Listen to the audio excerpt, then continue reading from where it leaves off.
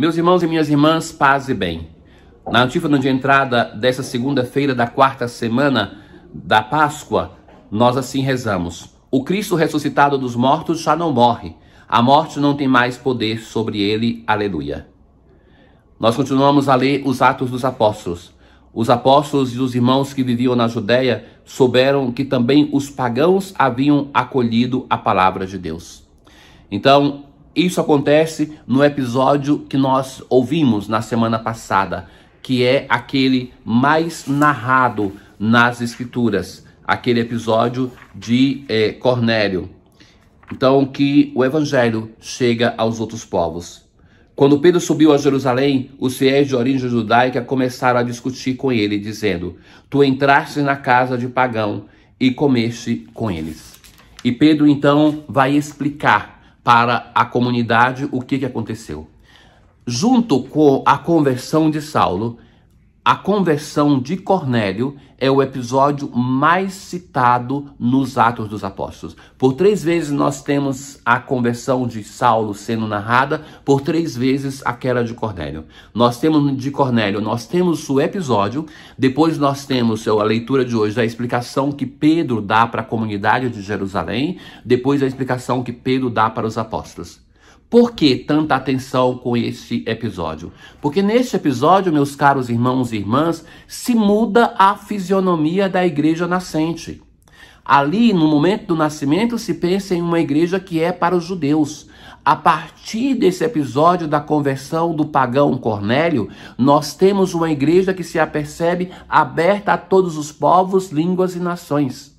E este episódio é tão importante que nós vemos que o Espírito de Deus vai segui-lo a miúde, com cuidado para que aconteça. Então, o que aconteceu? Pedro, então, ele vai narrar que ele estava na cidade de Jope e ao fazer oração, entrei em êxtase. Veja que belo, o governante da igreja, a autoridade, uma vida de oração e que entra em êxtase. Então, ele viu uma coisa parecida com a grande toalha que descia do céu, sustentada nas 4 pontas, e que dentro tinha quadrúpedes da terra, animais, répteis e aves do céu. Então, uma voz vai dizer: levanta-te, Pedro, mata e come. E Pedro vai rejeitar: não, Senhor, eu nunca comi nada que seja impuro. Então vai dizer assim uma voz: não chames impuro o que Deus purificou. E essa mesma coisa se repetiu por 3 vezes. Depois a coisa foi novamente levada para o céu. Neste momento, 3 homens se apresentaram na casa em que nos encontrávamos. Tinham sido enviados de Cesareia à minha procura. O Espírito me disse que eu fosse com eles. Veja o que acontece. Essa insistente visão no êxtase de Pedro, com todos os detalhes. Depois chegam 3 homens. O Espírito vai dizer para Pedro que ele tinha que ir com eles. Os 6 irmãos foram juntos. Então, ele nos contou que tinha visto um anjo apresentar-se em sua casa e dizer: manda alguém a Jope para chamar Simão, conhecido como Pedro. Então, nós vamos ver também na conversão de Saulo, ou então naquele episódio do eunuco etíope, que o Espírito de Deus cuida das 2 pontas do diálogo. Fala com um, fala com o outro para que a coisa funcione. Parece assim que é algo tão determinante para a igreja e que o Espírito mesmo cuida em detalhes para que tal mudança aconteça. Ele te falará dos acontecimentos que trazem a salvação. Logo que comecei a falar, o Espírito desceu sobre eles. Então vejam que costumeiramente, nós temos o Espírito que desce no batismo. Aqui, no episódio de Cornélio e da família, o Espírito antecipa o sacramento, desce sobre eles, para que os apóstolos não tenham dúvida do que vão fazer. Então me lembrei do que o Senhor havia dito: João batizou com água, mas vós sereis batizados no Espírito. Deus concedeu a eles o mesmo dom que deu a nós, que acreditamos no Senhor Jesus Cristo. Quem seria eu para me opor à graça de Deus? Então, este grupo de Jerusalém, que no primeiro momento estava indignado, murmurando contra Pedro, como é que termina depois dessa narração? Ao ouvirem isso, os fiéis de origem judaica se acalmaram e glorificavam a Deus, dizendo: também aos pagãos Deus concedeu a conversão que leva para a vida. Nós somos, irmãos, membros da belíssima Igreja Católica, a igreja mais difusa pelo mundo, o maior rebanho unido em torno de um só pastor, do Cristo, que tem no Papa o seu vigário na terra. E essa igreja é uma igreja na diversidade de cultura, de um modo único. Nenhuma outra igreja é tão diversa nas suas culturas.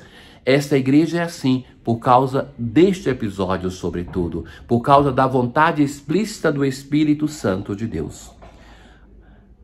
Então, o Salmo 41, ele fala da sede daquele que crê de encontrar-se com o Senhor. Assim como a costa suspira pelas águas correntes, suspira igualmente minha alma por vós, ó meu Deus. Minha alma tem sede de Deus. Enviai vossa luz, vossa verdade. Então irei aos altares do Senhor. Vosso louvor cantarei ao som da harpa.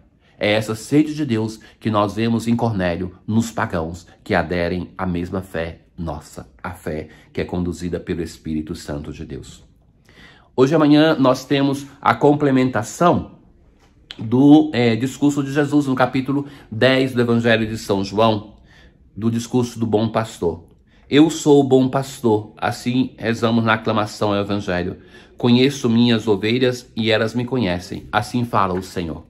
É o início do discurso. Então Jesus vai dizer assim: em verdade vos digo, quem não entra no redil das ovelhas pela porta, mas sobe por outro lugar, é ladrão e assaltante. Então o redil era aquele ambiente cercado, murado, com uma porta única, aonde o pastor controlava. Mas também é uma alusão ao átrio do templo de Jerusalém. Quem entra pela porta é o pastor das ovelhas. A esse o porteiro abre, as ovelhas escutam a sua voz, ele chama as ovelhas pelo nome e as conduz para fora.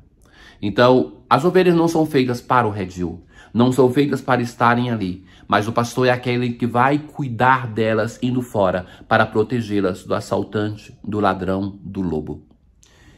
E depois de fazer sair todas as que são suas, caminha à sua frente, e as ovelhas o seguem, porque conhecem a sua voz.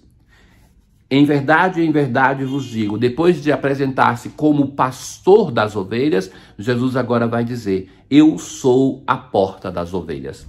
Essa imagem é muito bela, porque o redil era cercado, tinha uma porta estreita, e nessa porta o pastor dormia, nessa entrada, como se fosse uma porta.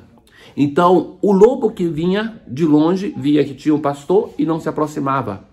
Mas também o ladrão, o assaltante, sabia assim que o pastor estava. E por outro lado, as ovelhas não saíam porque o pastor estava ali. Então, que é o modo do pastor se colocar em perigo, se doar, porque é ele que está ali em contato com um possível ladrão, com um possível lobo. Mas é o modo também de ser a ternura, porque é ele que está protegendo. Jesus se apresenta como essa porta. Mas em dizendo isso também, Jesus está nos dizendo: é ele que nos dá acesso ao Pai. Ele é a revelação única do Pai. Sem esta porta, nós não acedemos ao Pai. Eu sou a porta das ovelhas. Todos aqueles que vieram antes de mim são ladrões e assaltantes. Mas antes quer dizer, Jesus se apresenta como porta, também no Evangelho como luz. Então não é só antes cronologicamente. Todos aqueles pastores que colocam as trevas na vida do seu rebanho estão antes de Jesus. São uma experiência de trevas, não de luz. E então é que isso nos chama a atenção a todos nós cristãos. Porque todos nós somos ovelhas e somos pastores. Nós somos ovelhas e pastores de Jesus, do tempo de luz, ou estamos antes de Jesus, produzindo as trevas na nossa vida e na vida dos outros? Quem entrar por mim será salvo. O ladrão só vem para roubar, matar e destruir. Eu vim para que tenham vida e a tenham em abundância. Essa frase que se conclui o Evangelho de hoje, muito conhecida. O Senhor veio para nos dar a vida, e não qualquer vida, uma vida em abundância. Acolhemos essa vida que nos oferece o bom e belo pastor. Ó Deus, que pela humilhação do vosso Filho reerguestes o mundo decaído, enchei de santa alegria os vossos filhos e filhas, que libertastes da escravidão do pecado e concederes a felicidade eterna. Tenham todos um bom dia. O Senhor esteja convosco, Ele está no meio de nós. Abençoe-vos o Deus Todo-Poderoso, o Pai, o Filho e o Espírito Santo. Paz.